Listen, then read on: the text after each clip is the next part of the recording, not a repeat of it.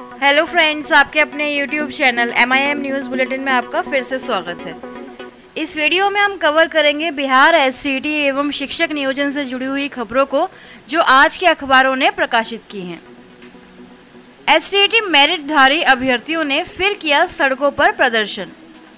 बिहार के माध्यमिक व +2 स्कूलों में 37,440 पदों के लिए आयोजित SCET 2019 के हजारों मेरिटधारी अभ्यर्थियों ने एक बार फिर पटना की सड़कों पर प्रदर्शन किया और सरकार के समक्ष अपनी नियुक्ति की मांगों को रखा।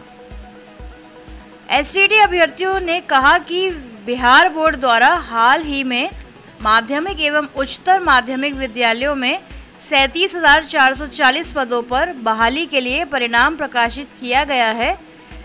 BSEB ने SCET 2019 के मूल विज्ञप्ति संख्या PR 373/2019 में ही कहा था कि सीट के अनुरूप तथा आरक्षण रोस्टर का पालन करते हुए कोटिवार परिणाम प्रकाशित किया जाएगा। साथ ही बोर्ड और शिक्षा विभाग ने पटना उच्च न्यायालय में भी सीट के अनुरूप ही रिजल्ट देने की बात कही है। इसी को ध्यान में रखते हुए बिहार विद्यालय परीक्षा समिति द्वारा कोटिवार और सीट के अनुरूप परिणाम प्रकाशित किया गया।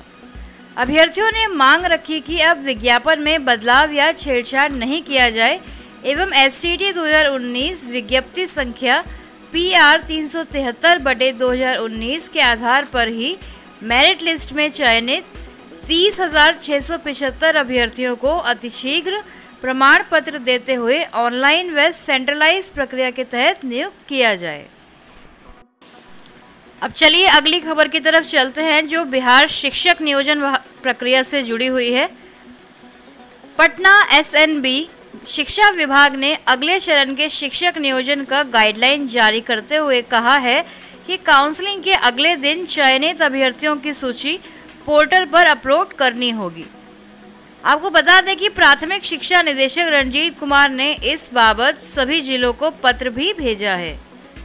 काउंसलिंग प्रक्रिया के पूर्ण अनुश्रवण के लिए जिस प्रकार राज्य स्तर पर शिक्षा विभाग ने नियंत्रण कक्ष 0612221581 की व्यवस्था की है, उसी प्रकार हर जिले के लिए नियंत्रण कक्ष की व्यवस्था सुनिश्चित करते हुए उक्त नियंत्रण कक्ष में प्रतिनियुक्त पदाधिकारी के नाम एवं दूरभाष संख्या अथवा मोबाइल नंबर प्रकाशित किए जाएंगे।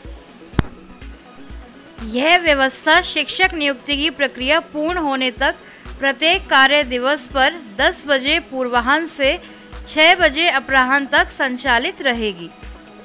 29 जुलाई की मध्य रात्रि तक प्रत्येक नियोजन इकाइयों की मेरिट लिस्ट वेबसाइट पर अपलोड कर दी जाएगी, अन्यथा संबंधित नियोजन इकाई के विरुद्ध यथोचित विधि सम्मत कार्रवाई की अनुशंसा की जाएगी।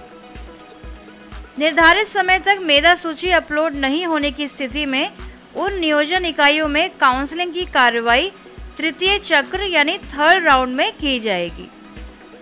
काउंसलिंग के क्रम में इस बात का ध्यान रखा जाए कि नियोजन इकाई में जितने पद के लिए काउंसलिंग की जा रही हो उतने पद पर चयन की प्रक्रिया पूर्ण होने के बाद शेष अभ्यर्थियों को अनावश्यक नहीं रोका जाए और न ही उनके प्रमाण पत्र प्राप्त किए जाएं। काउंसलिंग की प्रक्रिया समाप्त होने के बाद अगले दिन चयनित अभ्यर्थियों की सूची पोर्टल पर एवं उनके संगत प्रमाण पत्रों को शिक्षा विभाग द्वारा उपलब्ध कराए गए वेबसाइट पर अपलोड करना सुनिश्चित करें। उक्त प्रक्रिया विलंब होने से गड़बड़ी अथवा अनियमितता होने की आशंका रहती है।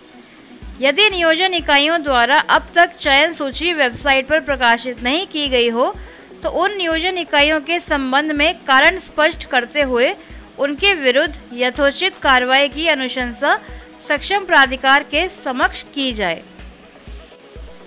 साथ ही इसे बच्चों को शिक्षा का अधिकार अधिनियम 2009 तथा उनके संवैधानिक दायित्वों का उल्लंघन मानते हुए इसके लिए दोषी पदाधिकारी तथा संबंधित नियोजन इकाई के प्रतिनिधि के विरुद्ध बिहार पंचायती राज अधिनियम 2006 एवं बिहार नगरपालिका अधिनियम 2007 की सुसंगत धाराओं के अंतर्गत कार्रवाई भी की जाए।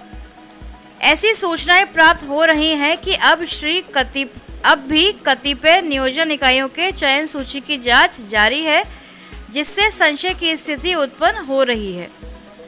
जिन नियोजन इकाइयों की काउंसलिंग रद्द कर दी गई है, उन नियोजन इकाइयों के चयनित अभ्यर्थियों से संपर्क स्थापित कर प्रमाण पत्र वापस करने की कार्रवाई सुनिश्चित की जाए, ताकि अभ्यर्थी तृतीय चक्र में सम्मिलित हो सके। तो ये सभी दिशा निर्देश प्राथमिक शिक्षा निदेशक डॉक्टर रणजीत कुमार सिंह द्वारा ही जारी किए गए थे। तो फ्रेंड्स, ये थी अभी तक की बिहार एसटीईटी एवं शिक्षक नियोजन से जुड़ी हुई खबरें।